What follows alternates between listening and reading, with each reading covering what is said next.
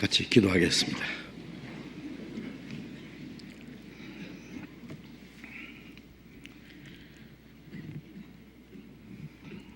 우리를 사랑하시는 자비로우신 우리 아버지 하나님, 하나님을 멀리 떠나 죄 가운데 행하던 저희를 불쌍히 여기시고 우리가 받아야 될 저주와 심판을 주 예수님이 대신 담당하시고 주님이 흘리신 그 보배로운 피로 우리의 죄를 영원히 씻어주시고 아무 공로 없이 구원해 주신 그 크고 놀라운 은혜를 인하여 감사와 찬송과 영광을 우리 아버지 하나님께 돌립니다. 이 시간 주님의 보배로운 피로 구원함을 받은 저희들 주님 앞에 함께 모여서 주님의 은혜와 영광을 찬송하며 주님의 말씀을 배우며 주님과 함께하는 거룩한 교제에 참여하게 해주신 것 감사합니다. 이 시간 하나님의 성령께서 우리와 함께 계셔서 여기에 모여있는 우리 각 사람을 굽어 살피시고 더 풍성한 은혜와 생명으로 주님의 말씀과 성령의 능력으로 충만히 채워주시옵소서.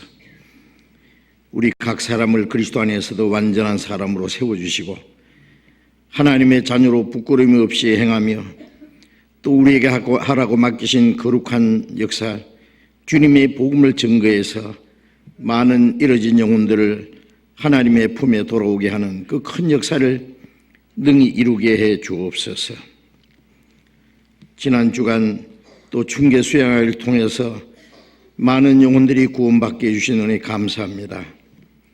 주님의 피로 구원받은 생명들, 남은 생에 하나님의 자녀로 부끄러움이 없이 행하며 멀잖아 하나님의 영광 앞에 부끄러움이 없이 설 수 있도록 주님께서 온전히 다스려 주시고 인도해 주옵소서. 하나님, 우리에게 남은 기간 동안 주님 다시 오시는 그날까지 우리가 자유롭게 주님의 복음을 전하고 주님을 섬길 수 있도록 영육간에 우리를 지켜주시고 다스려 주시기를 간절히 기도합니다. 이 시간 함께 참여하지 못한 우리 형제 자매들, 병 중에 있는 사람 건강을 회복시켜 주시고 마음에 시험 받는 사람, 여러 가지 곤란 중에 있는 사람 일일이 보살펴 주시고 합당하신 은혜를 베풀어 주셔서 한 사람도 실족함이 없게 해 주옵소서. 멀리 외국 땅에서 어려운 여건 속에서 신앙생활하며 복음을 전하는 우리 형제 자매들 일일이 보살펴 주시고 영육간에 주님이 도와주셔서 주님의 복음을 담대히 증거해서 하나님의 큰 역사를 능히 이루게 해 주옵소서. 이 시간 우리에게 나타내시기 원하시는 주님의 거룩한 말씀, 우리가 마땅히 어떻게 행할 일들을 더 가르쳐 주옵소서. 주 예수님 이름으로 기도드렸습니다. 아멘. 시편 교도하겠습니다. 시편 9편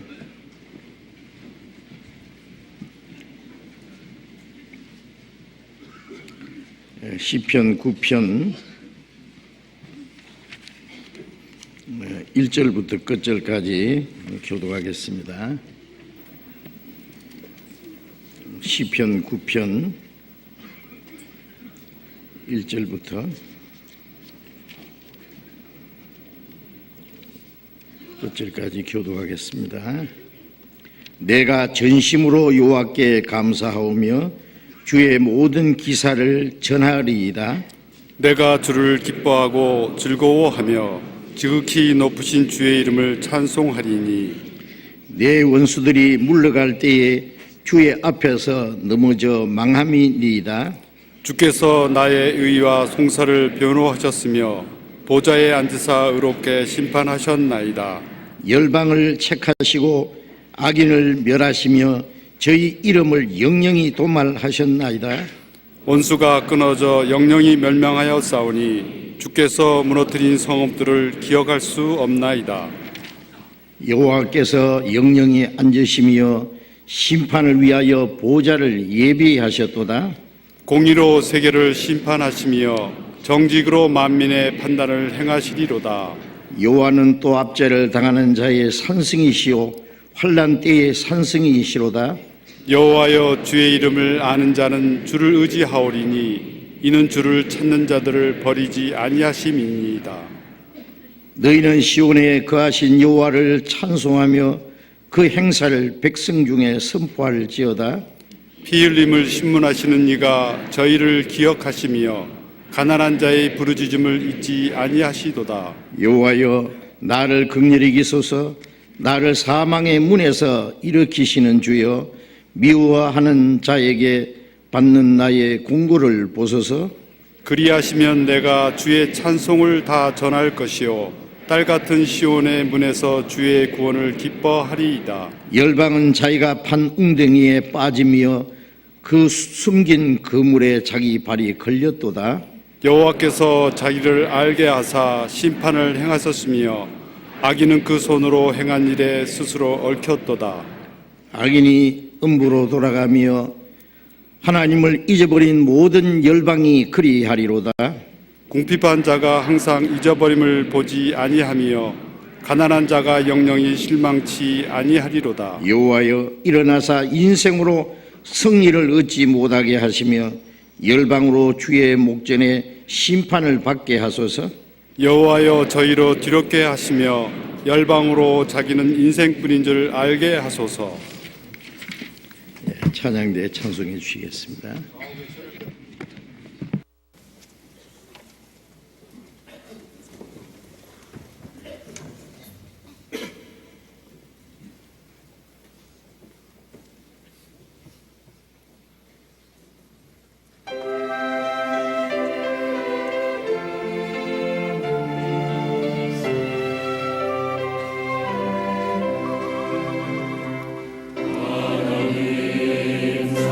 사랑을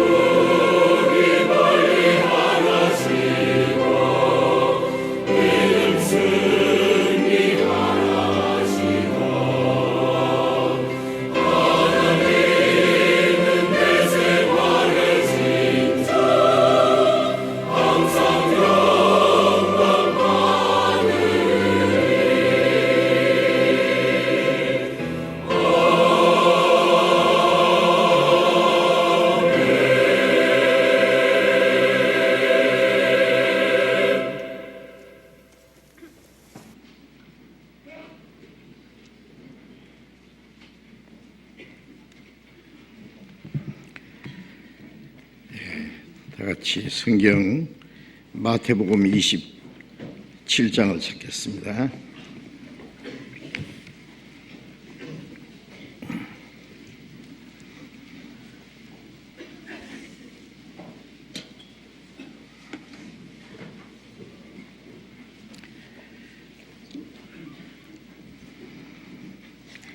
마태복음 27장 11절부터 26절까지 제가 읽겠습니다. 마태복음 27장 11절부터 26절까지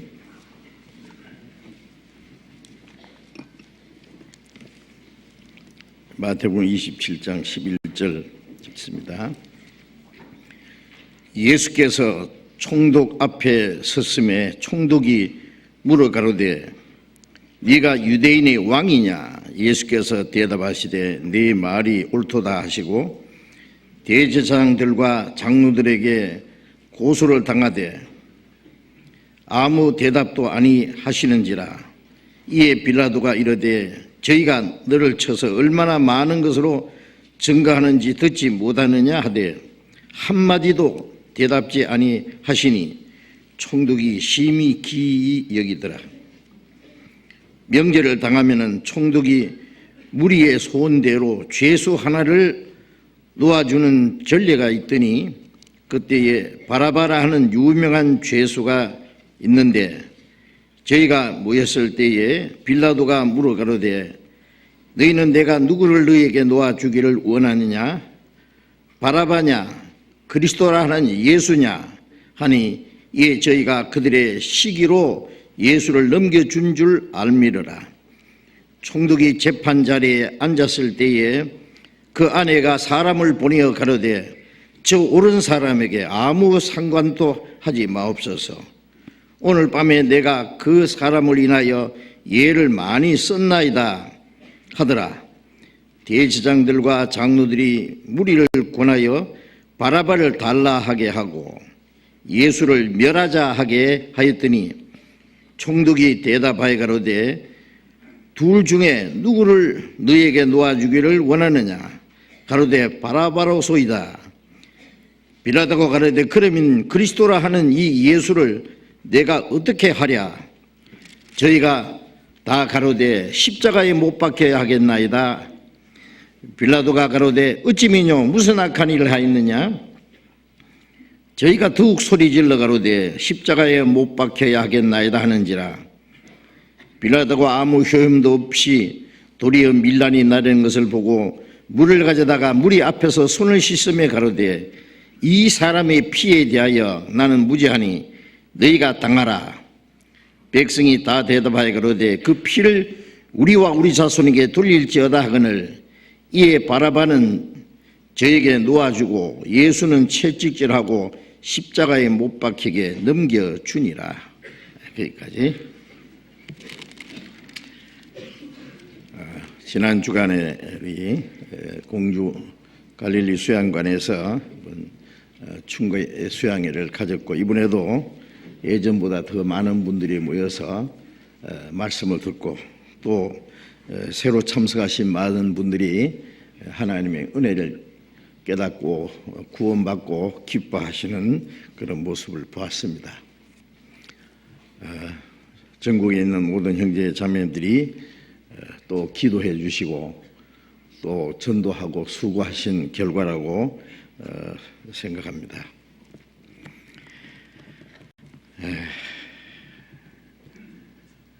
구원받은 우리는 자신이 받은 구원이 얼마나 크고 귀중한 것을 알기 때문에 다른 사람의 영혼이 구원받는 것을 귀중히 여기고 다른 영혼이 구원받는 그 일을 위해서 우리가 간절히 기도하고 우리의 시간과 우리의 물질과 우리의 수고와 그 모든 것을 아끼지 않고 우리가 전도하는 일에 협력하는 가운데 많은 영혼이 구원받음으로 우리에게 기쁨과 감사가 되고 하나님께 큰 영광이 된다고 믿습니다. 주님 다시 오실 날이 너무 가깝고 우리에게 허락하신 시간이 얼마 남지 않았다는 걸 우리가 잘 알고 있습니다. 우리가 마지막 때에 하나님을 알지 못하는 사람, 소망 없는 사람들처럼 이 세상 헛된 데 마음에 빼앗기지 말고 잠깐 있다가 없어질 것, 우리의 육신의 소욕을 따라 살지 않고 하나님의 거룩하신 뜻을 따라서 하나님이 우리에게 주신 이 복음을 증거하기 위해서 우리가 할 수 있는 최선을 다해야 되겠다고 생각을 합니다. 우리 주일 아침에 마태복음 계속 공부하고 있는데 이제 예수님이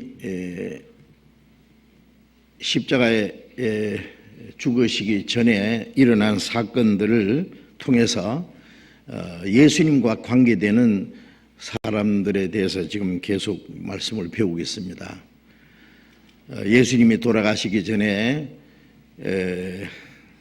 향유 옥합을 깨뜨려서 예수님의 몸에 부어드림으로 예수님이 죽으실 것을 알고 미리 장사를 위해서 예비했다고 한 그 마리아,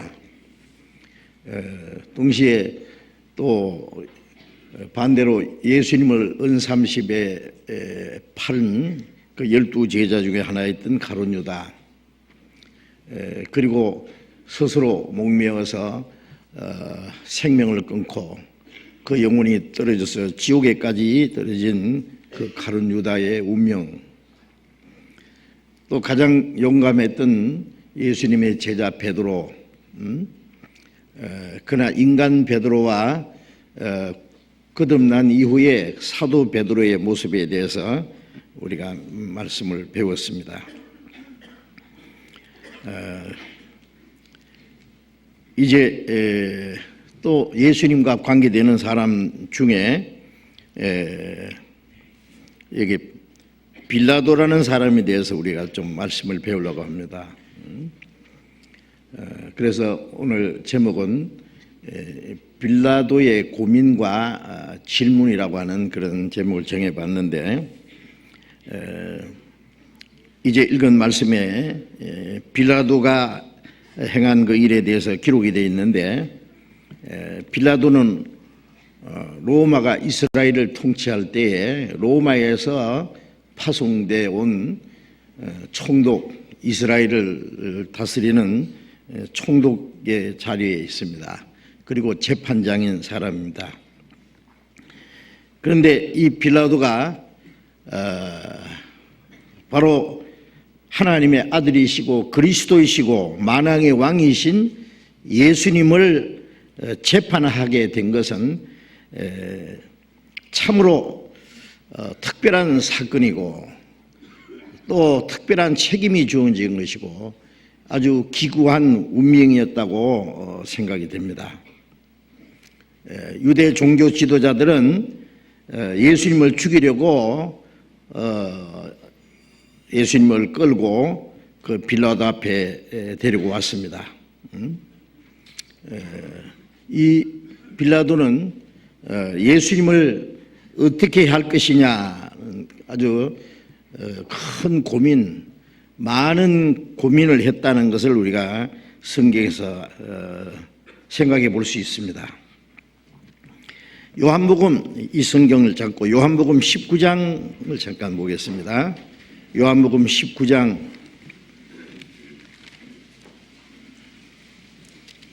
요한복음 19장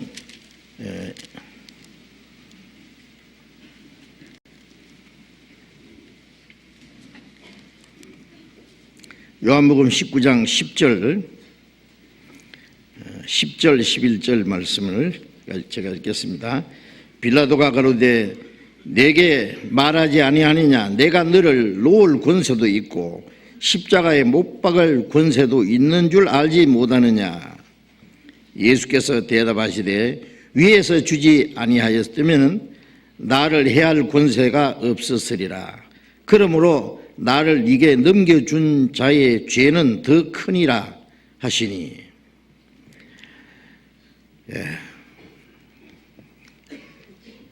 유대인들이 예수님을 잡아와서 예수님을 십자가 못 박으라고 소리 지르고 여러 가지로 거짓 증인을 들여서 예수님을 고소할 때에 예수님은 아무 말씀도 하시지 않으셨다. 라고 했습니다. 예수님은 이 세상에 오신 것은 사람이 하나님께 범죄함으로 하나님 앞에 받아야 될 심판과 저주와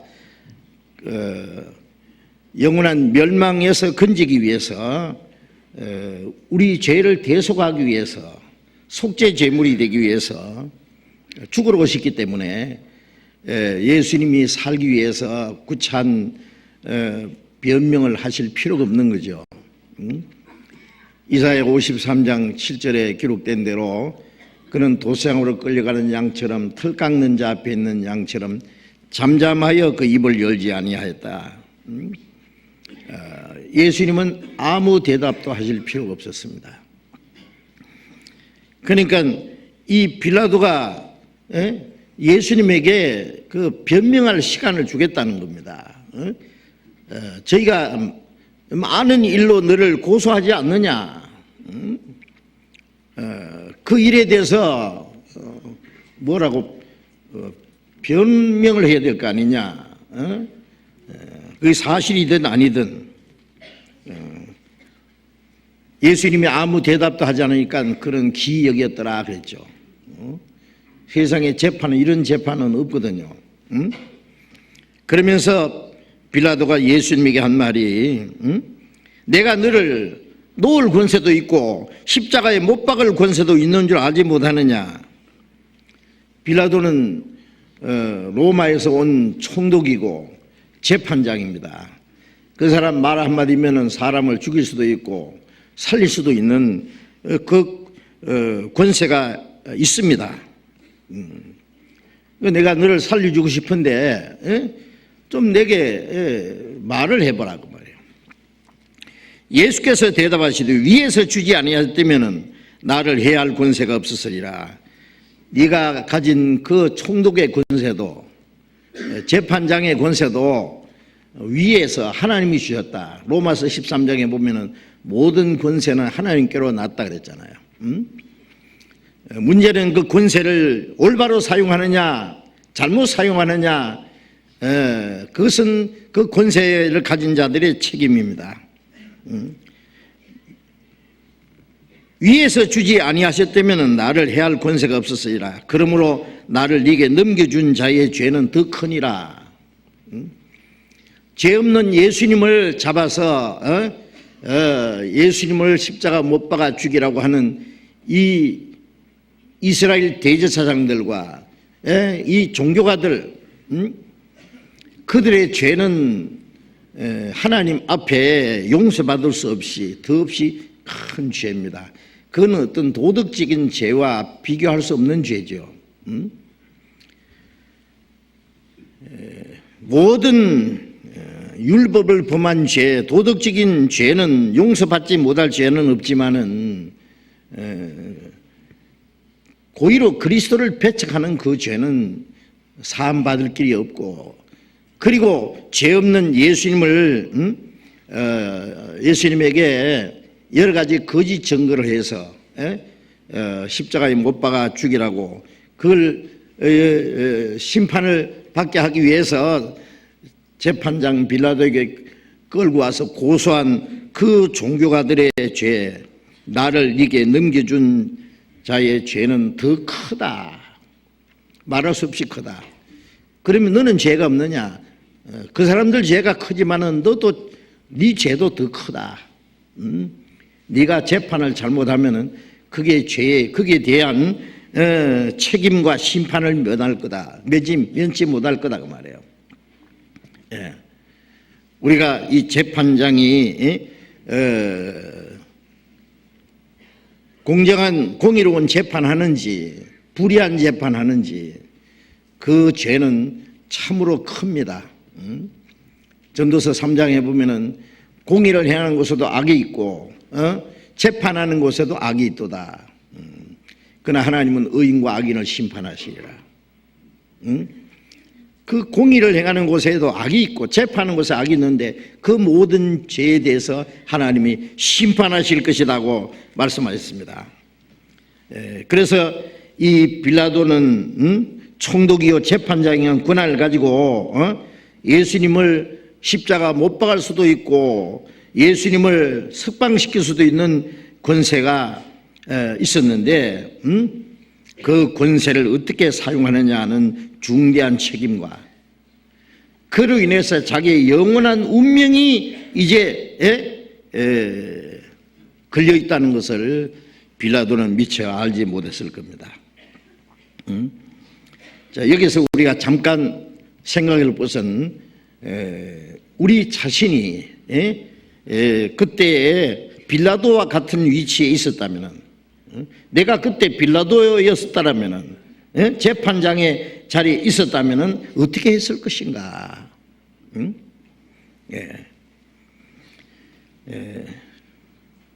그때 있지 않아도 지금도 우리는 예수님 앞에서 각자 예수님에 대해서 어떤 판결을 내려야 될 책임이 있다는 것을 알아야 됩니다. 모든 사람은 예수님을 어떻게 해야 되느냐, 예수님을 어떻게 판결하느냐 하는 그 책임이 놓여 있다는 것을 우리가 알아야 됩니다. 빌라도는 예수님에 대해서 자세히 조사를 해봤습니다.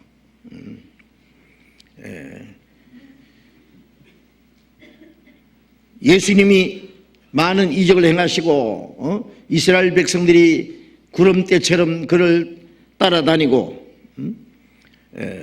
하나님이 약속하신 메시아, 유대인들이 생각하는 메시아는 로마를 정복하고 이스라엘 독립시켜줄 왕으로 오실 메시아를 고대하고 이제 이스라엘 사람들이 로마를 정복할 때가 왔다, 이스라엘 독립할 때가 왔다고 그렇게 여기고 있다는 것을 알기 때문에 빌라도는 정보원들을 동원해가지고 예수라는 사람의 뒷조사를 철저히 했을 것이라고 생각합니다. 그러나 아무리 조사해도 그는 도덕적인 죄도 정치적인 죄도 어떤 죄도 없는 거예요. 요한복음 8장에 예수님이 말씀하셨죠. 요한복음 8장 46절에 너희가 나를 죄로 책잡아 봐라. 누가 내게 죄를 책잡겠느냐. 털어서 먼지 나오지 않는 사람은 없다고 하지만 예수님은 아무리 털어도 먼지 하나 나오지 않는 죄를 찾을 수 없는 분이 바로 예수님입니다. 빌라도라고 예수님에게 무슨 죄를 찾을 수 있겠어요?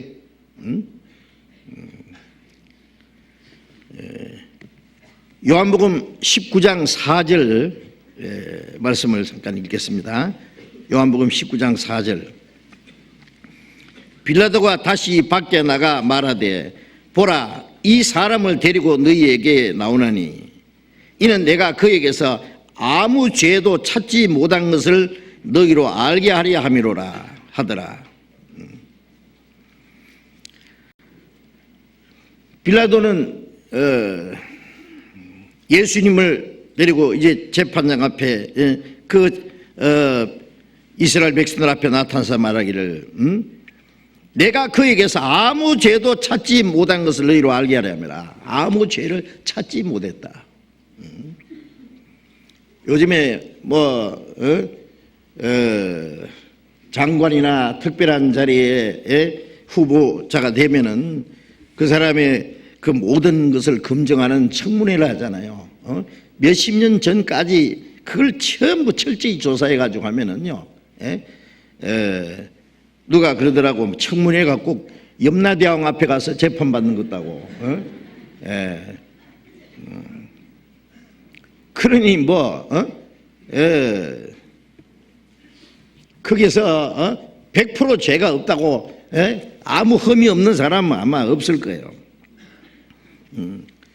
그런데 아무도 예수님에게서는 죄를 찾을 수 없었습니다. 빌라도는 3번이나 예수님에게 죄가 없다는 것을 얘기했습니다.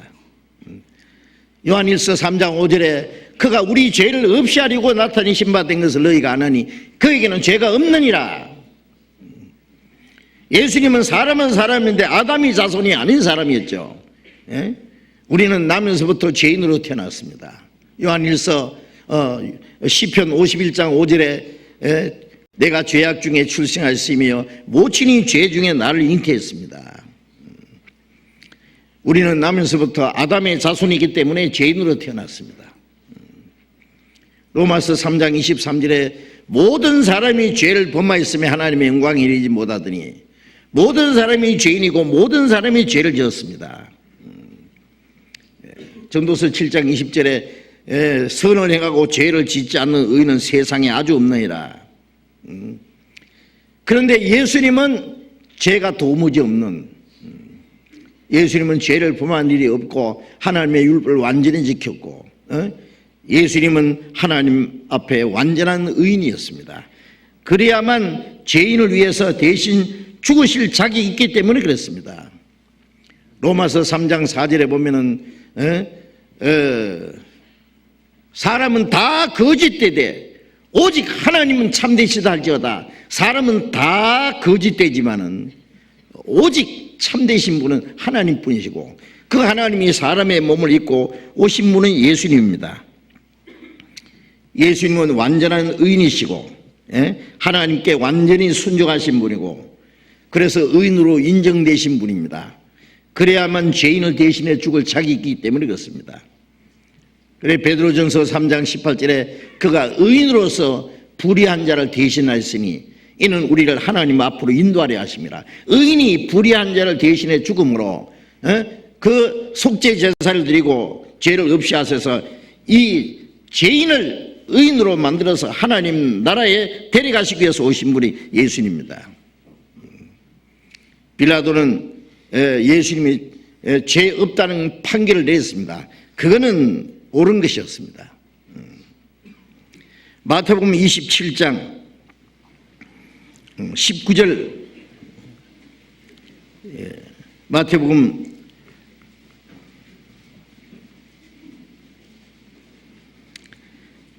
27장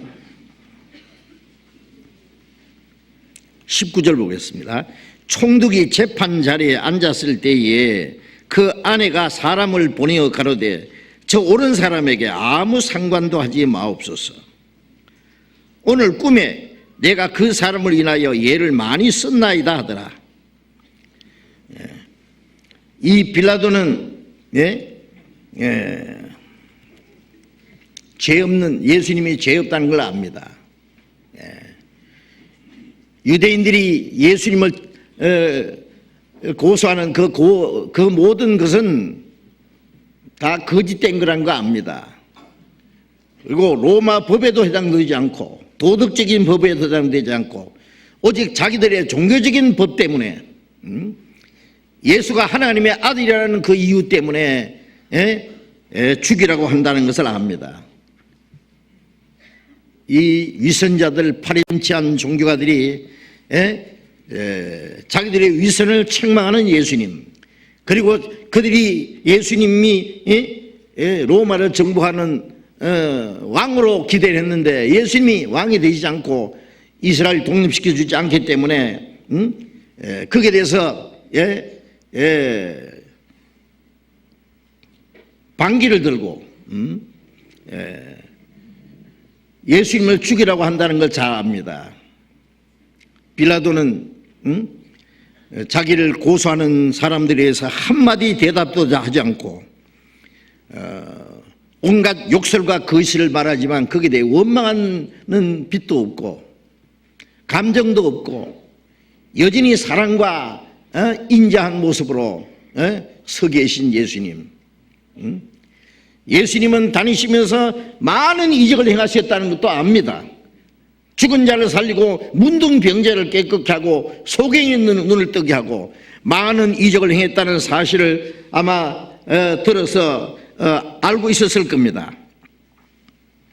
그리고 자기 앞에 서 있는 예수님, 이제 갑자기 그 능력이 없어졌는지 갑자기 바보가 됐는지 그러나 예수님의 모습은 너무 인자하고 거룩한 그 모습을 보자마자 그 예수님의 그 위엄 앞에 갑자기 큰 두려움이 생긴 겁니다.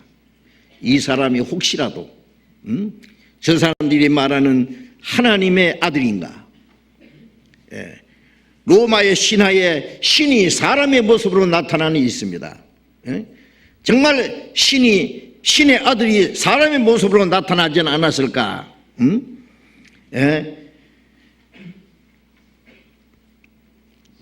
이 예수에 대해서 내가 재판을 잘못하면은 혹시 큰 벌이라도 받지 않겠는가 하는 두려움이 있는데, 거기다가 재판하는 그 시간에 자기 아내가 사람을 보내가지고 증가를 했습니다. 저 옳은 사람, 저 의인에게 아무 상관도, 당연히 아무 짓도 하지 마시오.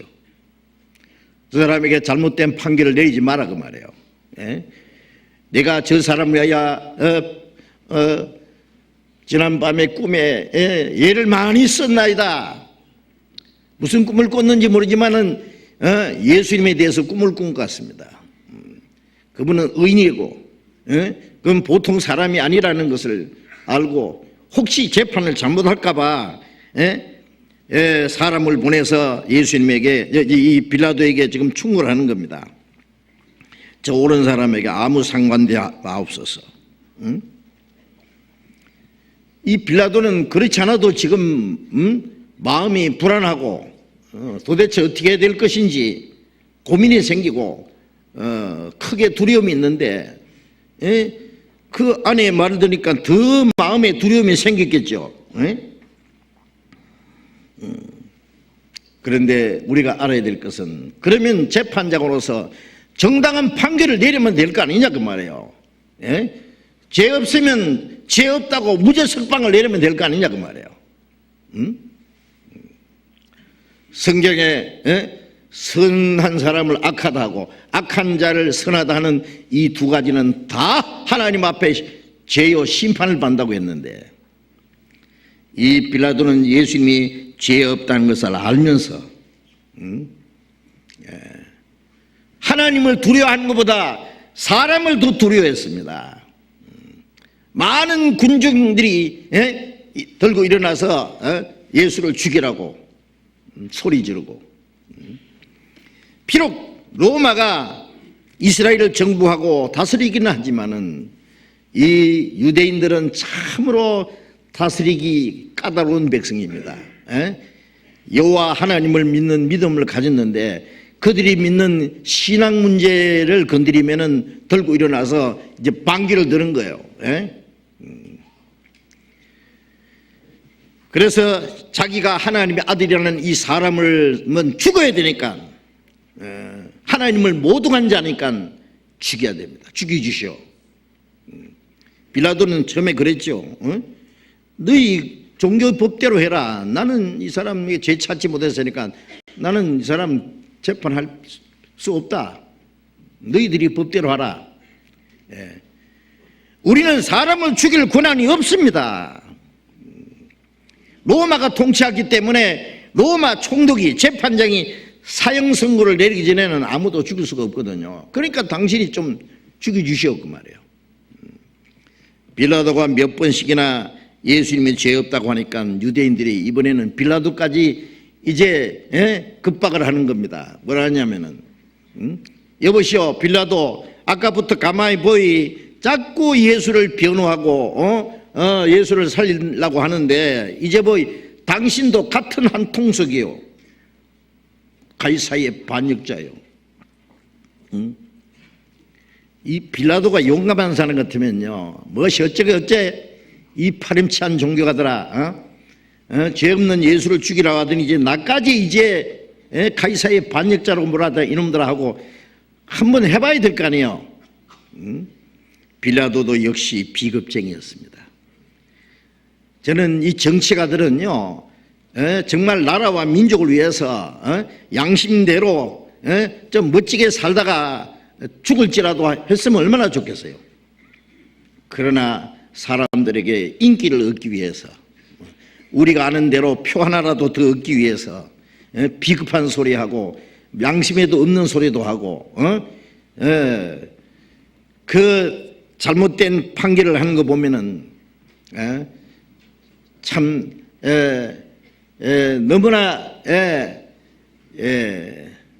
거짓되고 참 위선적이라는 것을 우리가 잘 압니다. 빌라도도 마찬가지였습니다. 군중이 들고 일어나니까 보이지 않는 하나님보다도 이 백성이 두려웠습니다.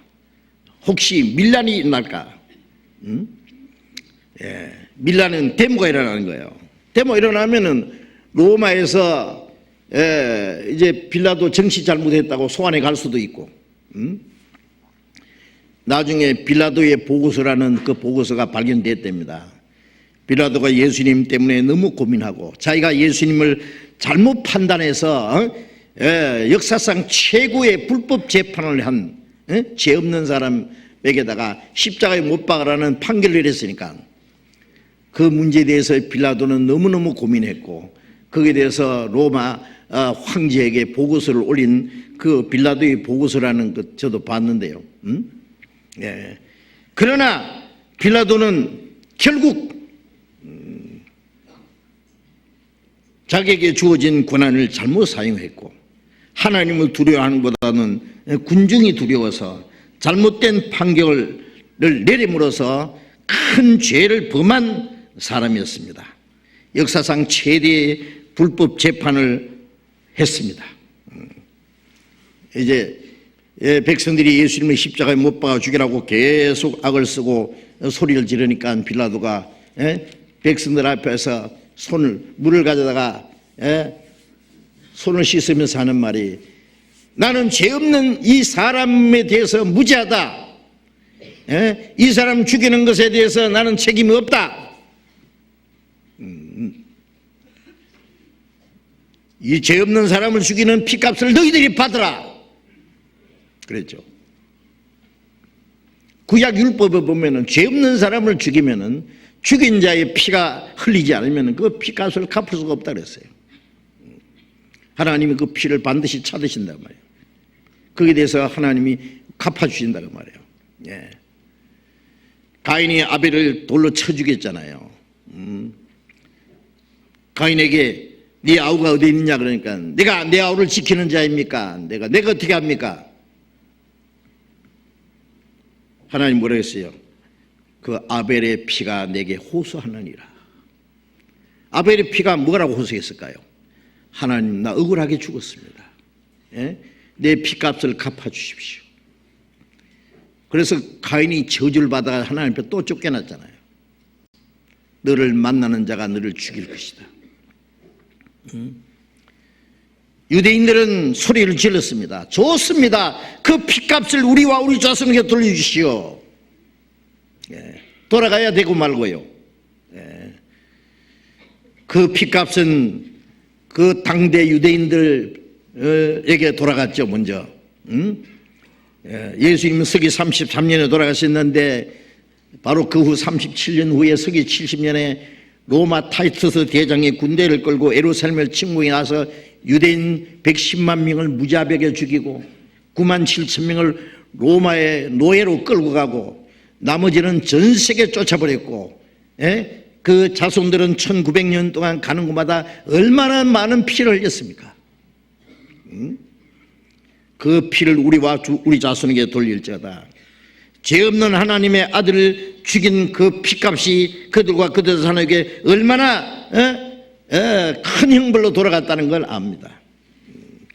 이건 뭐 유대인들뿐 아니라 예수 그리스도의 피는 모든 사람을 위해서 흘리셨는데, 이 예수님의 피를 받아들이면은 자기를 구원하는 피가 되지만은 믿지 않으면 예수를 죽인 죄에 걸리는 거예요. 아십니까? 예수 그리스도를 구원의 주님으로 받아들이면 십자가 죽으신 예수님은 자기 죄를 속지 않은 제물로 대신 죽으신 것이고, 믿지 않으면 바로 예수님을 죽인 죄에 걸린다는 거 알아야 됩니다. 유대인들이나 이방이나 그것은 마찬가지입니다. 빌라도가 손을 씻는다고 그 죄가 씻어지겠습니까? 씻어지지 않지요. 아마 지금 지옥에 가서도 이렇게 나는 손 씻었잖아. 아니 물 가지고 그 죄가 씻어지겠어요? 그래? 사도신경에 온 세상의 기독교인들이 뭐라고 외웁니까? 본디오 빌라도에게 고난을 받으사 십자가에 못 박혀 죽으시고. 저는 그 사도신경을 외우면서도요, 왜 빌라도에게 전부 뒤집어 씌우느냐 그 말이에요. 에? 아마 사도신경 외울 때마다 빌라도가 펄펄 뛸 거예요. 나는 죄 없다고 했지 않냐? 왜 나한테만 책임을 묻느냐? 본디오 빌라도에게 고난을 받으사 대제사장들과 유대 종교 지도자들 그들이 예수님을 죽이라고 했지. 빌라도는 비겁한 재판장이기 때문에 그들이 요구대로 재판한 거고, 그러나 그건 동일한 죄입니다. 그러나 빌라도는 재판을 잘못함으로 역사상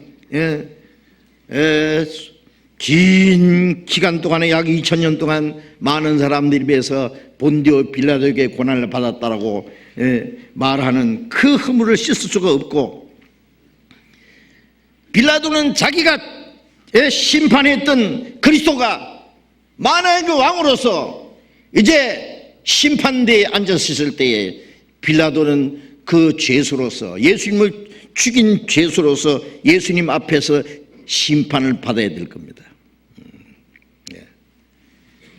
그리고는 영원한 형벌을 받게 될 겁니다. 마태복음 12장 27절에 누구든지 그 무익한 말을 하게 되면은 심판 때 그 일로 인하여 심판을 받으리라. 그런데 예수님에 대해서 잘못된 판결을 내린 이 빌라도가 예수님 앞에서 그 심판을 피할 수가 있겠습니까? 마태복음 27장 다시 봅니다.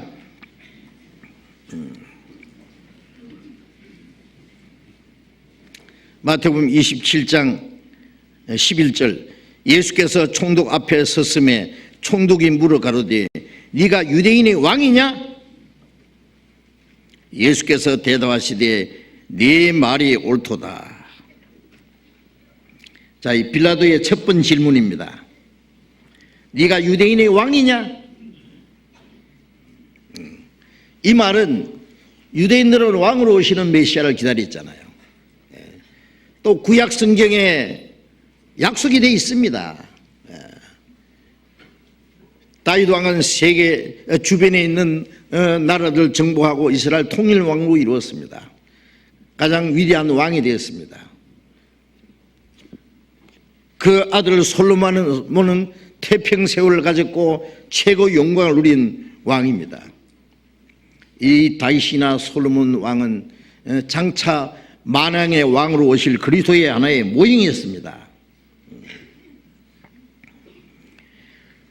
예수님은 참으로 유대인의 왕이었습니다. 네가 유대인의 왕이냐? 예수님은 네 말이 옳도다. 내가 왕 맞다 그 말이에요. 그러나 여기에 빌라도가 묻는 왕이냐는 묻는 거하고 예수님이 내가 왕이라고 대답하는 거하고는 아주 차이가 컸습니다. 그 내용이 요한복음 18장을 돌아가 보겠습니다. 요한복음 18장 33절,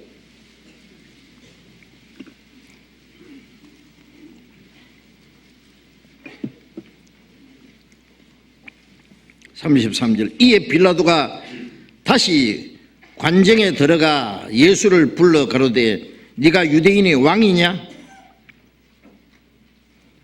36절, 예수께서 대답하시되 내 나라는 이 세상에 속한 것이 아니라 만일 내 나라가 이 세상에 속한 것이었다면 내 종들이 싸워 나로 유대인들에게 넘기우지 않게 하였으리라. 이제 내 나라는 여기에 속한 것이 아니니라.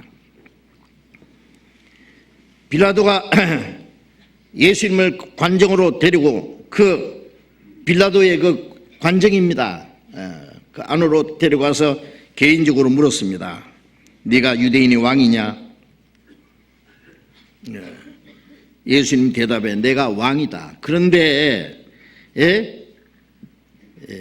내 나라는 이 세상에 속한 것이 아니라, 왕은 왕인데 너희들이 생각하는 그런 왕이 아니다 그 말이에요.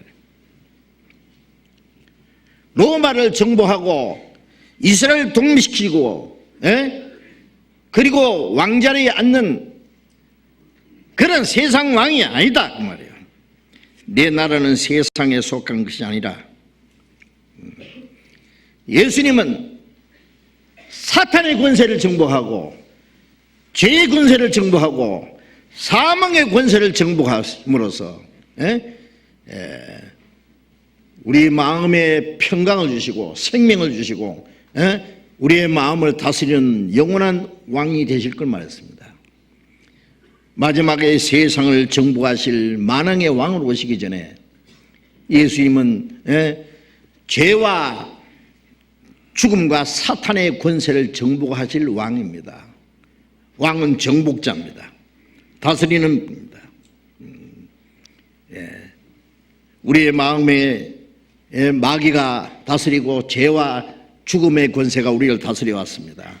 그러나 예수님은 우리를 그 사탄의 권세에서, 죄의 권세에서, 사망의 권세에 우리의 해방하실 왕이시다 그 말이에요. 우리의 마음을 다스릴 왕이다 그 말이에요. 예수님이 나귀를 타시고 예루살렘에 들어가실 때 호산나 다윗의 자손으로 오시니요 왕위를 가지고 오실 분이다 그 말이에요. 찬송했습니다. 예수님은 왜 백마를 타고 들어가시지 않고 나귀 타고 그래요? 나귀는 평화를 말합니다. 나귀 타고 어떻게 전쟁하겠어요? 평강의 왕이다 그 말이에요. 이사야 9장 6절에 그는 평강의 왕이라. 평강의 왕. 내 나라는 이 세상에 속하지 않았다. 만일 내 나라가 이 세상에 속한 것이었으면 내 종들이 싸워서 나를 너에게 넘겨주지 않았을 것이다. 여기 내 종들이라는 것은 여기 요한복음 6장에 보면은 예수님이 기적을 베풀어서 5천여 명의 떡을 만들어 먹였었을 때 유대인들이 야 저런 능력 있는 분인 것 같으면 로마를 정복하고 이스라엘 독립시키고 문제도 없을 텐데 저분이 도대체 사람 마음만 들뜨게 만들었고 언제 로마를 정복해 줄 거냐. 정복할 꿈도 안 꾸니 더 이상 기다릴 수 없다. 예수님을 임금을 삼아가지고 로마를 향해서 한번 혁명을 일으키려고 했죠. 예수님이 만일 그렇게 하시려면은 그들을 동원해서 로마를 향해서 싸우도록 하지 않겠습니까? 아니 예수님이 겟세마네 동산에 잡혀가실 때에 베드로는 칼을 가지고 휘둘렀습니다. 아마 예수님이 이 세상의 왕이 끝이면은요, 베드로와 그 함께한 11 제자만 가지고도요, 그 큰 무리와 싸워 이기게 했을 겁니다. 여호수아 23장 10절에 보면은 너희 중 한 사람이 1000명을 쫓으리니 이는 하나님이 너를 위해서 싸우심이라. 하나님이 싸워주면, 하나님이 도와주면 한 명이 1000명도 이길 수 있다 그 말이에요. 일당 1000. 그 이스라엘 역사 속에 있잖아요. 아니면은 우리가 지난 시간에 배운 대로 12영도 되는 천사를 보내가지고 예수님을 잡으러 온 사람들 당장 그 자리에 다 죽여버릴 수도 있습니다. 당장 로마를 정복할 수도 있습니다. 내 나라가 세상에 속한 것이었으면 내 종들이 싸워서 나로 유대인들의 손에 넘겨오지 않게 하리라. 그러나 이제 내 나라는 여기 속한 것이 아니니라. 예수님은 나라는 이 세상에 속한 것이 아니었습니다.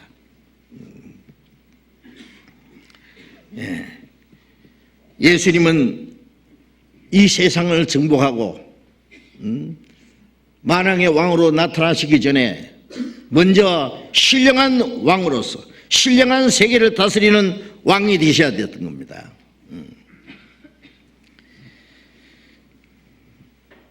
죄와 죽음과 사탄의 권세를 정복하고 우리의 생명과 평강과 의의 왕으로 우리의 마음에 임하셔야 된다 그 말이에요.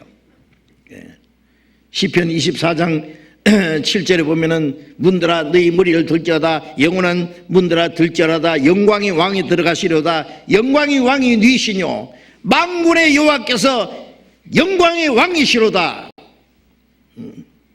예수님은 영광의 왕이시고 평강의 왕이십니다. 우리가 구원받을 때 우리의 마음속에 주님을 영광의 왕으로 우리의 마음 문을 열고 영광의 왕이 들어가시려다 그랬잖아요. 그래서 이 세계를 정복하는 왕이 되기 전에 먼저 신령한 왕이 되실 것을 말씀합니다. 신령한 나라에 하나님의 나라가 먼저 사람들 마음속에 이루어져야 되기 때문에 하나님이 아담에게 이 세상의 모든 걸 다스리라고 명령했습니다. 그러나 이 세상을 다스리는 권한을 마귀에게 넘겨줬습니다. 예수님은 그 아담과 아담 안에 있는 모든 사람의 죄를 담당하기 위해서 십자가에 죽어야 되고 속죄 제사를 하셔야 되고 마귀의 권세를 정복해야 됩니다. 죄로 말미암아 온 죽음의 권세를 정복하고 부활하심으로 그는 생명의 왕이요 우리에게 평강의 왕이요 의의 왕이 되셔야 됐던 겁니다.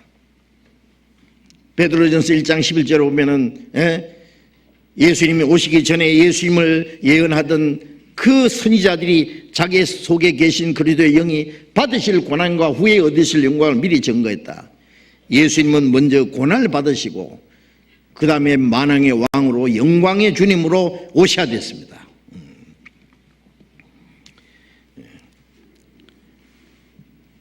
예수님은 유대인의 왕이실 뿐 아니라 우리 영혼을 구원하시는 평강의 왕이고 생명의 왕이신 동시에 마지막에 세상 모든 권세를 다 정부하고 공의로 세계를 통치하실 만왕의 왕이십니다. 시편 2편 5절에 보면은 시편 2편에 어찌하여 열방이 분노하며 민족들이 허사를 경영하는고 세상의 구랑들이 나서며 여호와와 그 기름받은 자를 대적하며 우리가 그 맹것을 끊고 그 결박을 벗어버려 하주다. 하늘에 계신 자가 웃으시며 주께서 저희를 비웃으시로다. 그때 내가 분을 발하여 놀리어 저희 이르시기를 내가 나의 왕을 내 거룩한 산에 시온에 세웠다 하시로다. 저희가 철창으로 저희를 질것 깨뜨리며 질것같이 부수려다. 네 소유가 땅끝까지 이르로다. 예수님이 오시기 1000년 전에 기록된 시편 2편에 기록된 그 나의 왕을 거룩한 산 시온 세웠다. 그분이 예수 그리스도입니다. 그가 구원의 역사를 하시고 그 복음이 온 세계에 전파된 후에 다시 오실 때 그는 만왕의 왕으로 땅끝까지 세계를 정복하고 지상의 그리스도의 왕국을 이루는 그래서 요한계시록 19장에 백말탄자가 나타났다. 그는 그 다리에 이름 쓴 것이 있으니 이는 만왕의 왕이요 만주의 주라 칭하더라. 만왕의 왕이신 예수님, 이 세상 땅끝까지 세계를 통치하실 만왕의 왕, 그분이 임하실 겁니다. 그래서 요한계시록 20장에 이 지상을 에덴 동산보다 더 아름답게 재창조하시고 구원받은 성도들과 함께 1000년 동안 그리스도로 더불어 왕노라래다. 예수님은 마지막에 정말 이스라엘 중심에서 지상의 그리스도의 왕으로 이르는 그는 만왕의 왕으로 오실 것입니다. 요한복음 18장 35절을 요한복음 18장 35절을 제가 읽겠습니다. 빌라도가 대답하여 가로되 내가 유대인이냐? 네 나라 사람과 대상들이 너를 내게 넘겼으니 네가 무엇을 하였느냐? 자, 빌라도가 예수님께 또 한 가지 질문했습니다. 네 나라 사람 대제사장들 그것도 그들이 너를 내게 고소해서 사형에 해당된다고 내게 넘겨줬으니 네가 무엇을 했느냐? 네가 뭘 했느냐?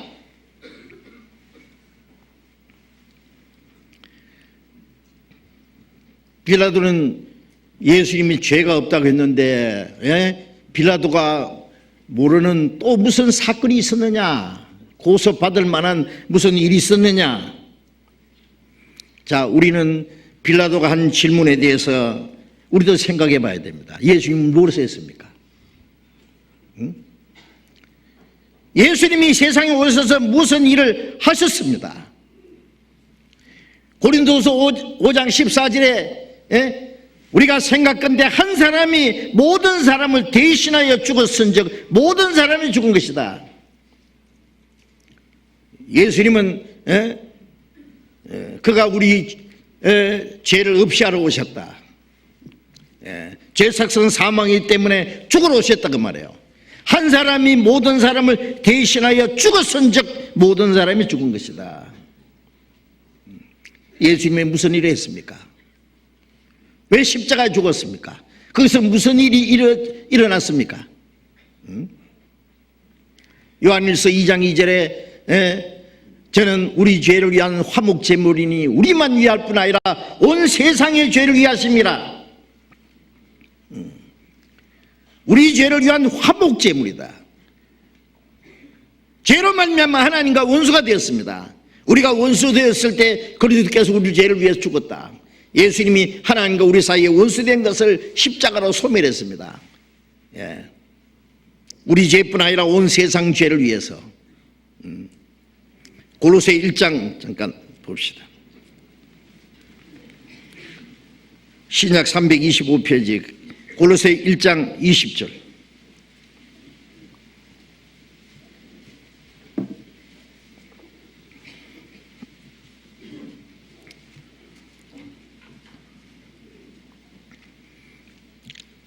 골로새서 1장 20절. 그의 십자가의 피로 화평을 이루사 만물 곧 땅에 있는 것들이나 하늘에 있는 것들을 그로 말미암아 자기와 화목해 되기를 기뻐하심이라. 전에는 악한 행실로 멀리 떠나 마음으로 원수가 되었던 너희를 이제는 그의 육체의 죽음으로 말미암아 화목해 하사 십자가의 피로 화평을 이루었다. 전에 악한 행실로 하나님을 멀리 떠나 하나님과 원수가 되었던 너희를 이제는 그의 육체의 죽음으로 말미암아 화목해 됐다. 예수님의 십자가는 뭡니까? 화목해 하는 속죄 제사입니다. 악한 행실로 하나님과 원수가 되었던 우리를 위해서 주님이 속죄 제물이 되시고 거기서 죄를 대속하심으로 하나님과의 화목을 이뤘다는 말이에요. 로마서 5장 8절에 우리가 아직 죄인 됐을 때 그리스도께서 우리를 위하여 죽으심으로 하나님이 우리에 대한 자기의 사랑을 확증하셨느니라. 예수님은 십자가에 죽으심으로 하나님이 우리를 얼마나 사랑하시는지 사랑을 나타내셨고 히브리서 9장 12절에 그가 자기 피로 영원한 속죄를 이루사 단번에 성소에 들어가셨느니라. 빌라도는 네가 무엇을 하였느냐고 물었습니다. 우리는 뭐라고 물어야 됩니까? 예수님은 우리를 위해서 무엇을 하셨느냐? 빌라도는 예수님이 아직 죽으시기 전에 무엇을 하였느냐? 베들레헴에서 태어나서 33세 청년으로 죄 없는 분이 십자가에 죽었습니다. 이스라엘 땅에 다니시면서 많은 이적을 행하신 그분이 죄 없이 십자가에 죽었는데 거기서 무슨 일이 일어났습니까? 무엇을 하셨습니까? 그 예수님이 나와 무슨 상관이 있느냐?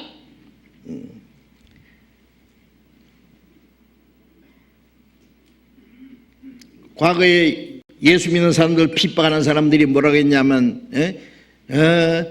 저 예수 믿는 사람들은 십자가에 저주받은 나사는 목수의 아들을 믿는다지. 예, 나사렛 목수의 아들 33세 청년으로 십자가에 죽은 예수가 누구냐? 무엇을 했느냐? 그분이 나와 무슨 상관이 있느냐? 왜 그를 믿어야 된다고 하느냐? 알아야 됩니다. 예수님이 나를 위해서 무슨 일을 하셨는지 성경에 기록되어 있습니다. 철저히 성경에서 성경 연구하고 확실한 사실을 알아야 됩니다. 반드시 알아야 됩니다. 그는 하나님의 독생자로서 사람의 몸을 입고 온 세상 사람의 죄를 위한 속죄 제물로 십자가에 못 박혀 죽으시고 사흘 만에 부활하시고 40일 동안 나타내 보이시고 40일에 성천하시고 그 복음이 온 세상에 전파되면은 마지막 때에 영광의 왕으로 다시 오실 것이라고 말씀하셨습니다. 이제 그 복음은 온 세상에 전파됐고 주님은 다시 오실 날에 가까웠습니다. 그를 믿는 자는 죄 사함을 받고 영원히 구원받고 영생 얻고 하나님의 약속하신 나라에 들어가겠지만은 그를 믿지 않는 자는 하나님의 심판을 받아서 영원한 지옥으로 떨어져서 세세토록 고통받을 것이라고 성경에 말씀하셨습니다. 그것이 사실인가? 그가 무엇을 하셨느냐? 빌라도는 네가 무엇을 하였느냐? 우리는 예수님은 무엇을 하셨는지 알아야 됩니다.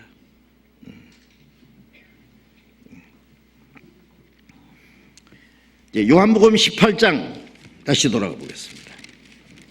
요한복음 18장 37절.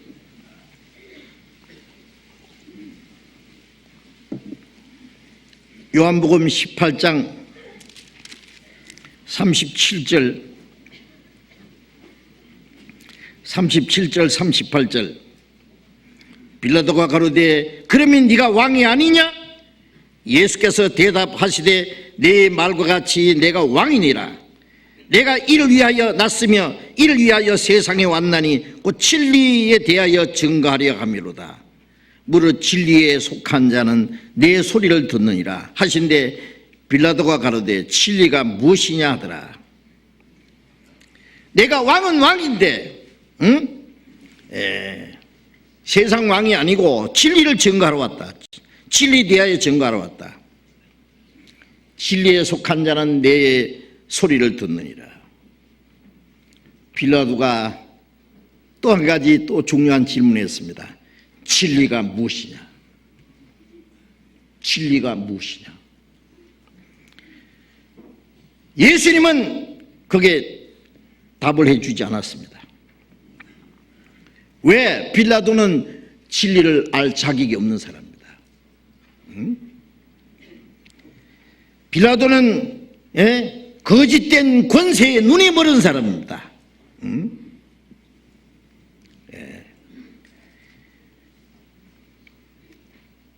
그 사람은 진리를 알 자격이 없는 사람입니다. 바로 진리 대신 예수님이 자기 앞에 계신데 요한복음 14장 6절에 내가 곧 길이요 진리요 생명이니 나로만 미암지 않고는 아버지께로 올 자가 없느니라. 요한복음 8장 32절에 진리를 알지니 진리가 너희를 자유케 하리라. 예수님은 하나님 나라로 가는 길이고 길을 가르쳐주는 것이 진리고 진리를 깨달으면 생명인데 예수님 자신이 길이고 예수님 자신이 바로 진리고 생명입니다. 그 진리 대신 주님이 자기 앞에 서 계신데 진리가 무엇이냐고 물었습니다. 빌라도는 간절히 진리를 찾는 마음이 없습니다. 그는 거짓이 그 눈을 멀게 했습니다. 그는 진리를 알 자격이 없습니다. 진리를 간절히 찾지 않는 사람에게는 진리를 깨닫게 하지 않습니다. 요한복음 8장 44절에 너희는 너희 아비 마귀에 났으니 너희 아비의 욕심을 너희도 행하고자 하느니라. 저는 처음부터 거짓말 장이요 진리가 그 속에 없으므로 진리에 서지 못하고 거짓을 말할 때마다 제 것으로 말하나니 이는 거짓말 장이요 그것이 아비가 되었습니다. 진리가 그 속에 없으므로 진리에 서지 못하고 거짓을 말할 때 제 것으로 말한다는 말은 거짓을 진리인 양 뻔뻔스럽게 얘기한다 그 말이에요. 유대 종교가들도 마찬가지였습니다. 예수님, 사람은 이 세상에 왜 왔느냐? 영생하는 진리를 찾으러 왔습니다. 영생하는 진리를 깨달아야 됩니다. 그런데 주님이 진리이시고 생명이신데 주님을 알면 죄와 죽음과 사탄의 권세에서 해방되는 거예요. 진리를 알지니 진리가 너희를 자유케 하리라. 죄와 죽음과 심판과 영원한 멸망의 권세에서 사탄의 권세에서 해방되는 겁니다. 거짓에서 모든 거짓에 해방되고 그리고 참된 자유와 평화와 영원한 생명을 얻을 겁니다. 그러나 예수님은 빌라도에게 그 진리를 가르쳐 주지 않았습니다. 진리가 무엇이냐? 이 세상에 많은 사람들이 진리가 무엇인지 알지 못한 채 살아가다가 죽는 사람이 얼마나 많으냐 그 말이에요. 요한복음 19장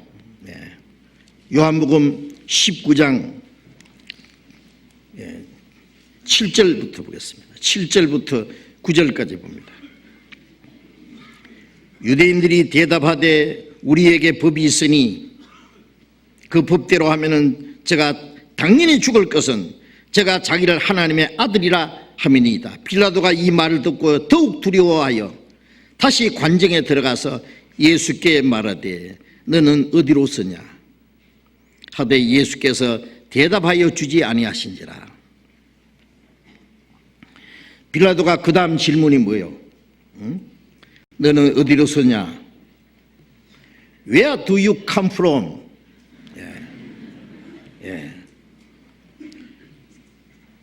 네가 어디서 왔느냐? 이것은 예수님의 고향을 묻는 게 아닙니다.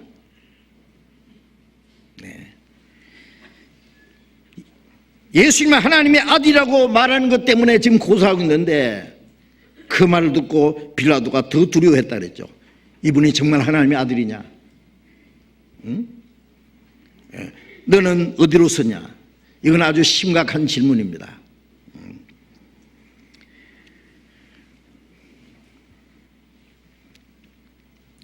유대인들은 예수님이 스스로 하나님의 아들이라고 말하므로 예수님은 하나님을 모독 하는 자로 여겼기 때문에 이 사람이 참으로 하던 하나님의 아들일지도 모른다라고 빌라도가 생각한 거예요.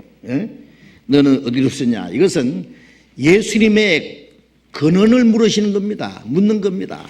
네 근원이 뭐냐? 네 신분이 도대체 뭐냐 그 말이에요. 대부분의 유대인들은 예수님을 나사렛 목수의 아들로 알았습니다. 교육을 받은 일도 없고 벼슬할 일도 없고 그는 이스라엘 땅을 다니시면서 놀라운 이적을 많이 행했고 많은 사람이 따랐지만은 그들이 고대하는 로마를 정복하는 이스라엘 독립시키는 왕이 되지 않기 때문에 예수님을 배척한 겁니다. 그 이유는 그들이 예수님의 근원을 알지 못했기 때문입니다. 요한복음 8장을 보겠습니다. 요한복음 8장 14절. 요한복음 8장 14절. 예수께서 대답하여 가라사대 내가 나를 위하여 증거하여도 내 증거가 참되니 나는 내가 어디로서 오며 어디로 가는 것을 알미거니와 너희는 내가 어디서 오며 어디로 가는 것을 알지 못하니라. 여기에 내가 나를 증거하여도 내 증거가 참되니 나는 내가 어디로서 오며 어디로 가는 것을 알미거니와 너희는 내가 어디서 오며 어디로 가는 것을 알지 못하니라. 유대인들은 예수님이 어디서 와서 어디로 가는지를 알지 못했습니다. 19절 다시 보겠습니다. 19절 이에 저희가 묻되 네 아버지가 어디 있느냐? 예수께서 대답하시되 너희는 나를 알지 못하고 내 아버지도 알지 못하는도다. 나를 알았다면 내 아버지도 알았으리라. 예수님이 하나님 아버지께로 왔다가 아버지로 간다 그러니까 네 아버지가 누구냐? 어디 있느냐? 예수님은 너희는 나를 알지 못하고 내 아버지도 알지 못한도다. 나를 알았다면 내 아버지도 알았으리라. 예수님은 하나님 아버지께로 오셨다는 사실을 그들은 알지 못했습니다. 고린도전서 2장 8절에 알았다면 영광의 주를 십자가에 못 박지 않았으리라. 지금도 세상에 많은 사람들이 예수님의 이름을 아는 사람들은 모르는 사람은 거의 없지요. 예수라는 이름을. 그러나 예수님의 신분을 참으로 아는 사람은 너무나 적습니다. 예수님의 그는 사람들은 예수님은 기독교의 창시자다, 4대 성인 중에 하나다, 사랑의 성자다, 뭐 그 정도로. 빌라도는 예수님에게 너는 어디로 서냐? 어디로서 왔느냐? 빌라도는 자기 양심을 속이고 자기의 권력을 지키기 위해서 재판자리에 앉아서 불의를 용납하고 용납함으로 예수님을 참으로 알 자격이 없었습니다.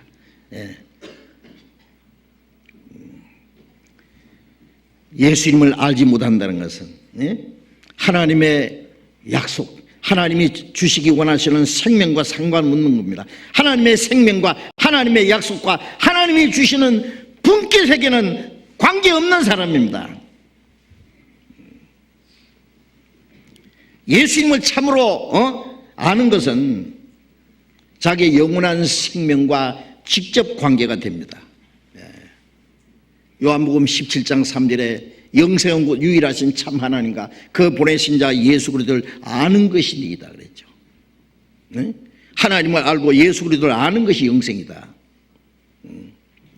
요한복음 13장 3절에 내가 아버지께로 왔다가 내가 아버지께로 가노라 그랬죠. 마지막 십자가 죽으시기 첫날 밤에 제들과 마지막 만찬에서 아버지께로 왔다가 아버지께로 간다. 예수님은 하나님께로부터 이 세상에 오신 것은, 오셨다가 하나님께로 가신 것은 인간의 존재 가치가 무엇인지를 알게 하시는 겁니다. 예수님이 어디서 왔다가 어디로 가는지를 아는 것은 우리 개인의 근원과 운명과 직접 관계가 있는 거예요. 우리의 근원을 가르쳐 주시고 우리의 운명을 가르쳐 주시고 우리에게 영원한 생명을 주시기 위한 것이었습니다. 요한복음 16장 보겠습니다. 요한복음 16장 27절. 요한복음 16장 27절 28절. 26절 27절. 그날에 너희가 내 이름으로 구할 것이요 내가 너희를 위하여 아버지께 구하다 하는 것이 말이 아니니. 27절 같이 읽어봅시다. 이는 너희가 나를 사랑하고 또 나를 하나님께로서 온 줄을 믿는 거로 아버지께서 친히 너희를 사랑하심이라. 28절 내가 아버지께로 나와서 세상에 왔고 다시 세상을 떠나 아버지께로 가노라 하시니. 너희가 나를 사랑하고 또 나를 하나님께로 온 줄로 믿는 거로 아버지께서 친히 너희를 사랑하십니다. 예수님이 하나님께로 오셔서 무슨 일을 하시고 다시 하나님께로 가셨다는 사실을 아는 사람을 하나님은 사랑하십니다. 아세요? 나를 하나님께로 온 줄로 믿는 거로 아버지께서 친히 너를 사랑하신다. 내가 아버지께로 나와서 세상에 왔고 다시 세상을 떠나 아버지께로 간다. 자, 이 문제는 우리의 영원한 생명과 직접 관계되는 겁니다. 성경을 통해서 하나님을 알고 성경을 통해서 예수님을 알면은 모든 우리 개인의 문제가 해결되는 거예요. 예수님이 어디서 와서 어디로 무엇을 하시고 어디로 가셨는지를 알면은 자기의 운명이 그 안에 연결되어 있기 때문에 그렇습니다. 요한복음 3장 13절에 예수님이 하늘에서 내려온 자 인자 외에는 하늘에 올라간 자가 없느니라. 예수님은 하늘에서 오셨다가 계시다가 오신 분은 예수님밖에 없다고 말해요. 예수님이 하늘에서 땅에 내려오신 것은 땅에 있는 인간을 하나님께로 끌어올리기 위해서입니다. 그가 하나님이 사람이 되신 것은 사람을 하나님처럼 만들기 위해서입니다. 영광스러운 물이 천한 인간의 몸을 입고 오신 것은 이 낮고 천한 인간을 영광스러운 하나님의 영광에 끌어올리기 위해서입니다. 예수님이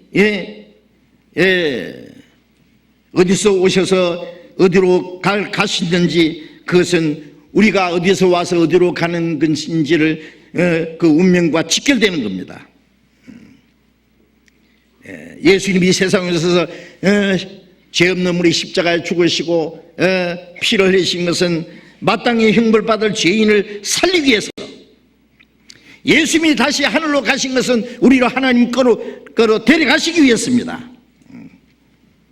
이 예수님을 알지 못한다는 것은 정말 불행한 일입니다. 빌라도는 예수님 앞에서 어디로 서냐 물었지만은 예수님이 누군지도 알지 못했고, 그는 진리를 알지도 못했고, 예수님이 어디로 서는지 알지 못하므로 그는 영원히 하나님 앞에 영원히 이뤄졌습니다. 예수님의 근원을 알지 못하므로, 예수님의 근원을 알지 못하면은 영원히 멸망하는 겁니다. 예수님의 근본은 뭡니까? 빌립보서 2장 6절에 그는 근본 하나님의 본체이시나 사람의 모양으로 나타났음에 죽기까지 복종하시니 십자가 죽으심이라. 그는 하나님과 동등한 분입니다. 그러나 그 자리를 비워놓고 사람과 같이 되신 분입니다. 미가서 5장 2절에 베들레헴 에브라다야, 너는 유대 고을 중에 가장 작을지라도 한 다섯 자가 네게로 나올 것이라. 그의 근본은 상고의 태초니라. 베들레헴에 한 분이 나시는데 그의 근본은 상고의 태초부터 계신 분이다. 이사야 9장 6절에 한 아기가 낳고 한 아들을 주셨는데 그분은 전능하신 하나님이요, 영존하신 아버지요, 평강의 왕이라 할 것입니다. 한 아기가 낳는데 그분이 누구냐? 전능하신 하나님이다. 아들을 주셨는데 아버지라, 평강왕이라. 세상 그런 말이 어디 있습니까? 그분은 하나님입니다. 하나님이 인간의 몸으로 오신 거예요. 인간의 몸으로 탄생하신 거예요. 그는 전능하신 하나님이었습니다. 영존하신 아버지였습니다. 평강의 왕이었습니다. 예수님의 근원을 안다는 것은 참으로 놀라운 일입니다. 바울 사도는 우리도 그를 알지 못했다, 우리도 그를 육체로 알았다, 이제는 그와 같이 알지 않는다. 육체로 알면은 그는 베들레헴에서 태어나서 가난한 목소의 아들로 자라고, 요셉은 일찍이 죽고 호르몬이 밑에서 자랐던, 그리고 유대인들에게 멸시를 받고 십자가 죽으신 예수님. 유대인들은 예수님을 너무나 피상적으로 알았습니다. 예수님의 근원을 알지 못했다고 말해요. 예.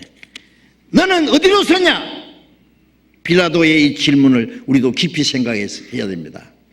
예? 예수님이 어디로서 와서 예수님의 근원이 어디서 왔는지를 아는 것은 바로 우리 자신의 근원을 찾는 거예요. 예?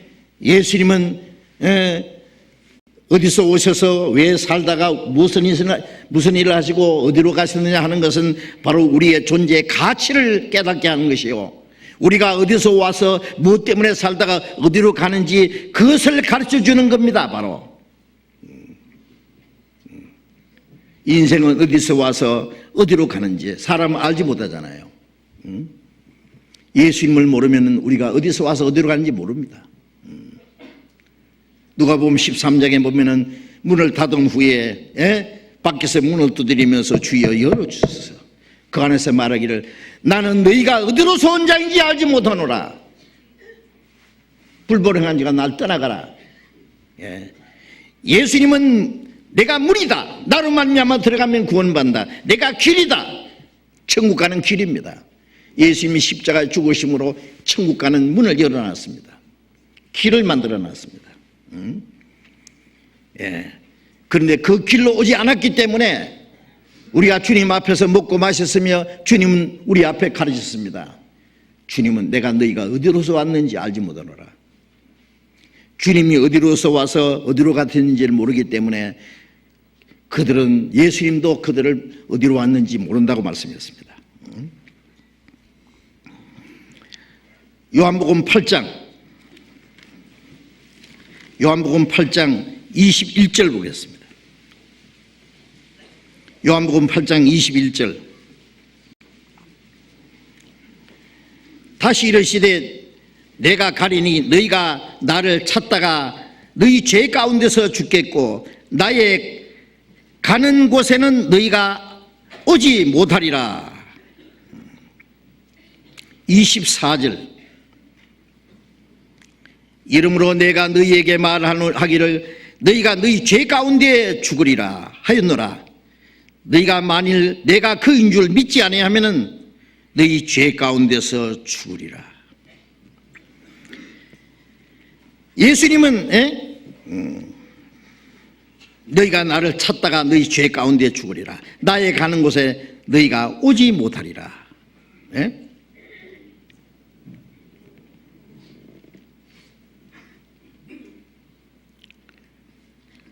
이러므로 내가 너희에게 말하기를 너희가 너희 죄 가운데서 죽으리라.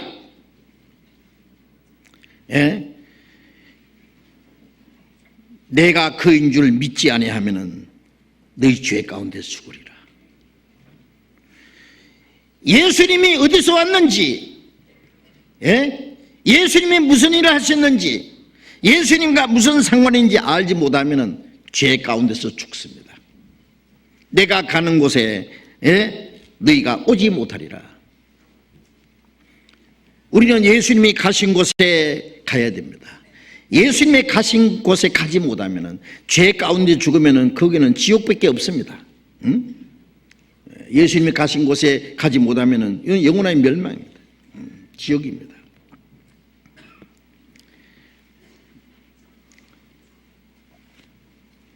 우리가 이제 예수님이 어디서 오셔서, 어디로부터 오셔서 왜 무슨 일을 하시고 어디로 가셨는지 아는 것은 우리의 운명과 바로 직접 관계된다는 사실을 알아야 되죠. 우리는 하나님께로 왔습니다. 하나님의 계획과 목적을 위해서 살고 있습니다. 좀 이따가 우리가 하나님께로 갑니다.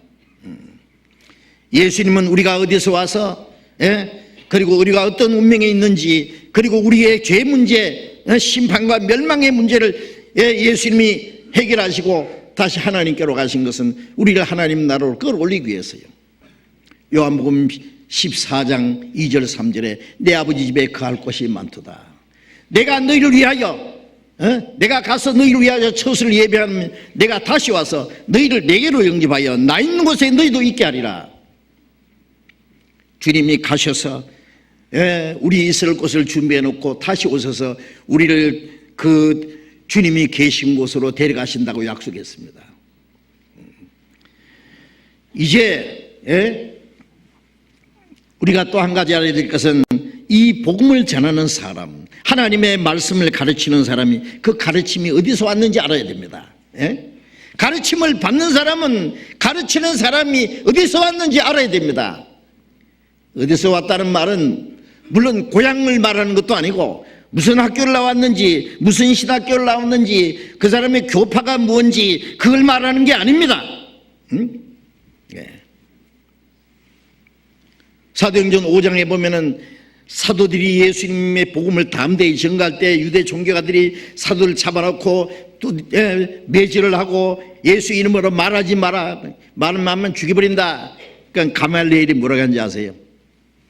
이 사람에 대해서 어떻게 할 것을 조심하라. 이들이 하는 일이 하나님께, 사람에게 났으면 무너질 것이요 하나님께로 났으면 너희가 저희를 무너뜨릴 수 없고 도리어 하나님을 대적하는 자가 될까 하노라. 복음을 전하는 사람들의 복음이 하나님께로 났으면은 그건 사람이 그 일을 무너뜨릴 수 없다 했습니다. 오히려 하나님을 대적하는 자가 된다 그랬죠. 요한복음 20장 21절에 아버지께서 나를 보내신 것처럼 나도 너희를 보내노라. 예수님은 십자가에 죽어서 구원을 완성하기 위해서 보냄을 받았고 구원받은 사람은 그 복음을 전하기 위해서 보냄을 받은 사람입니다. 그래서 사도행전 로마서 10장 15절에 보내심을 받지 않으면 어찌 전파리요. 우리가 복음을 전하는 것은, 우리가 구원받은 사람은 이제 복음을 전하기 위해서 보냄을 받은 사람입니다. 그런데 구원을 받지 않는 사람은, 거듭나지 않은 사람이 말씀을 전하는 것은 예레미야 23장 21절에 내가 보내지 않았는데 그들이 내 이름으로 거짓 예언을 한다 그랬죠. 거짓 선지자들은 하나님이 보내신 자들이 아닙니다. 그 속에 주님의 말씀이 있고 주님의 생명이 있고 주님의 성령이 계시면은 복음을 들여서 구원받는 역사가 나타나고 그리고 진리 가운데로 인도할 수 있을 겁니다. 그러니까 자기 앞에서 가르치는 사람이 정말 확실히 거듭난 사람인지, 그 속에 하나님의 생명과 성령이 있는 사람인지, 하나님이 보내신 사람인지, 아니면 스스로 말하는 건지, 아니면 마귀가 보낸 건지. 이 땅에 거짓 선자가 많이 나왔다 그랬죠. 사도시대에도 고린도후서 11장 4절에 보면은 다른 예수, 다른 영, 다른 복음을 전하는 자들이 있다. 그걸 용납하는 사람이 있다. 고린도후서 11장 13절에 보면은 저희는 거짓 사도요 게으르 입견이니 자기를 그리스도의 사도로 가정하는 자들이라. 이것이 이상한 일이 아니라 사탄도 자기를 광명의 천사로 가정하나니 사탄의 일꾼도 자기를 의의 일꾼으로 가정하는 것이 큰 일이 아니라 저희 결국은 행위대로 되리라. 사탄의 일꾼들이 의의 일꾼으로 가정한다. 그 사탄의 일꾼이 얼마나 많습니까? 그리스도의 사도로 가정하는 자들, 하나님이 보낸 자는 너무 적고 하나님이 보내시지 않는 자, 사탄의 일꾼들이 많고, 하나님 일꾼도 아니고 사탄의 일꾼도 아니고, 그리고 자기 마음에서 나와서 자기 마음대로 짓거리는 사람도 많습니다. 그것이 어디로 왔는지를 알아야 됩니다. 유대 종교가들은 예수님이 하시는 말씀이나 예수님이 행하신 기적이나 예수님이 바로 하나님께로 오신 분인데 유대인들은 그것을 알지 못하므로 예수님을 핍박하고 예수님을 대적하고 죽였잖아요. 그것처럼 지금도 하나님의 복음이 전해지고 거듭난 사람이 하나님의 성령으로 이제 복음이 전해지고 구원받는 역사가 나타나는데 그것이 어디로 왔는지를 알지 못하기 때문에 복음 전하는 사람 대적하고 하나님의 교회를 핍박하고 대적함으로 하나님을 대적하는 사람들이 지금도 얼마나 많은지, 그것은 바로 하나님을 대적하는 일입니다.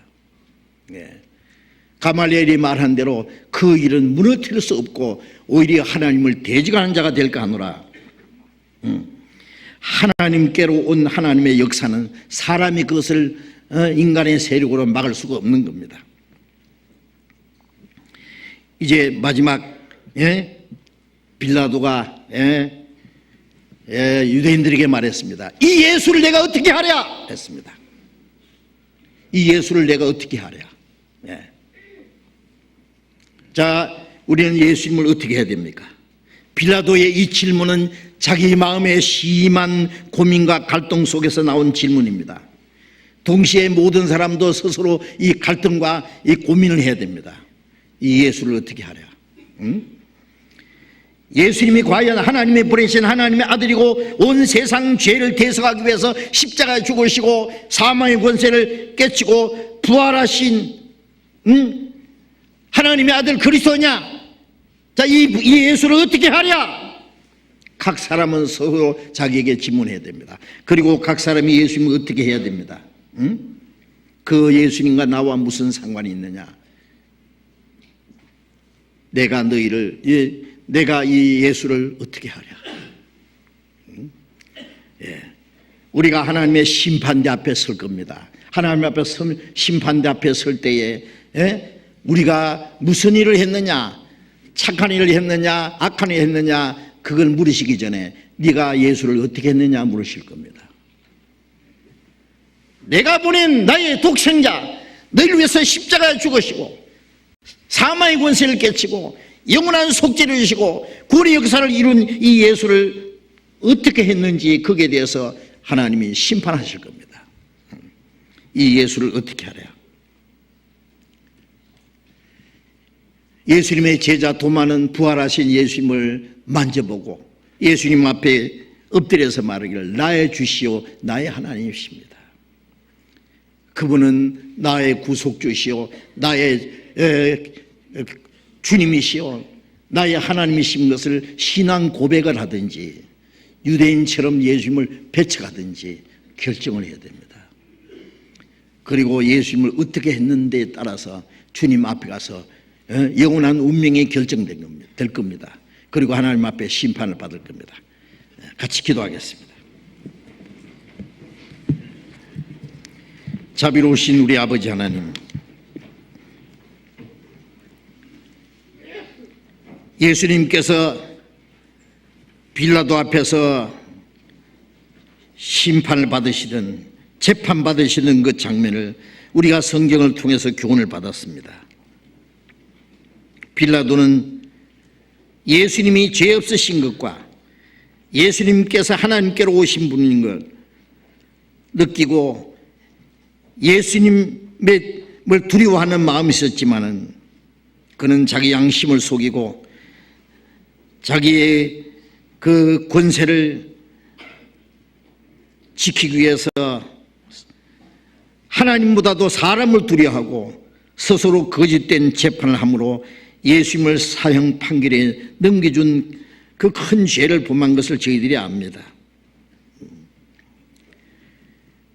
지금도 많은 사람들이 예수님이 죄 없으신 분인 것과 예수님이 하나님께로 오신 분인 줄 알고 그가 십자가에 죽으시고 부활하신 그 사실을 알고 있지만은 예수님의 근원을 참으로 알지 못하고 예수님이 무슨 일을 하셨는지 예수님이 자기와 무슨 상관이 있는지를 알지 못함으로 예수님과 관계를 갖지 못한 영혼들이 너무나 많습니다.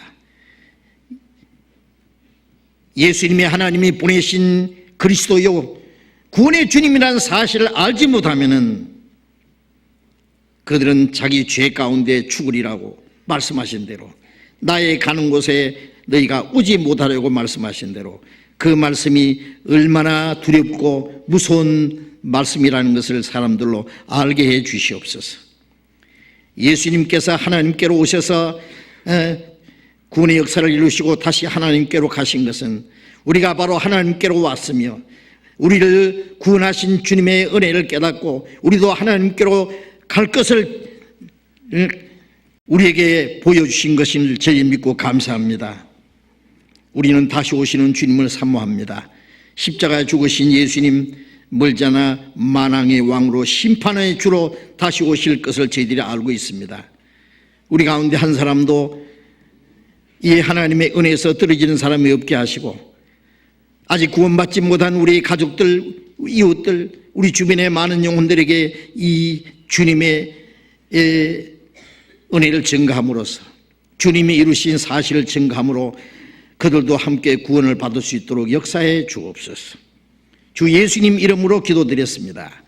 아멘. 찬송하겠습니다. 찬송가 375장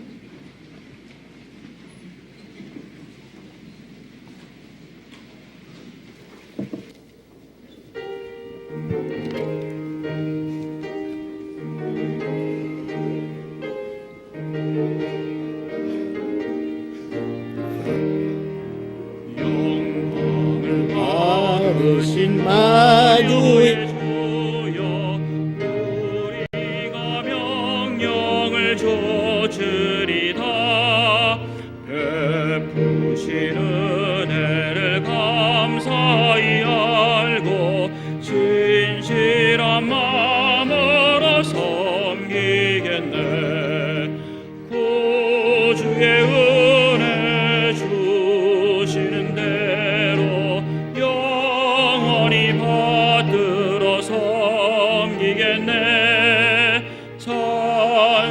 찬송하겠네 찬송하겠네 생명을 주시는 구주로다 구주를 높이고 잘 공경하여 온유한 마음으로 섬기리다 주 예수 안에서 즐거워하며 충성을 다하여 섬기겠네 구주의 은혜 주시는 대로 영원히 받들어 섬기겠네 찬송하겠네 찬송하겠네 생명을 주시는 구주로다 예수를 믿고서는 사랑하여 즐거운 마음으로 섬기리다 온 마음을 드리고 순종한 후에 구주를 영원히 섬기겠네 구주의 은혜 주신 대로 영원히 받들어 섬기겠네 찬송하겠네 찬송하겠네 생명을 주시는 구주로다. 장로님 광고해 주시겠습니다.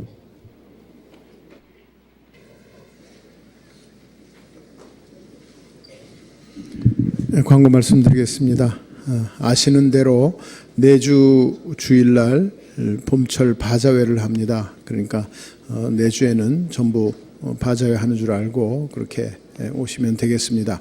그리고 오늘 전체 임원 모임이 오후 2시 30분에 교육원 6층 중강당에서 있는데요. 교육원이 지금 공사 중이라 화장실 사용에 문제가 있습니다. 그러니까 이따 전체 임원 모임 할 때 미리 준비해 주시기 바랍니다. 광고 마치겠습니다. 예, 마쳤습니다. 자, 이렇게 교제하시기 바랍니다.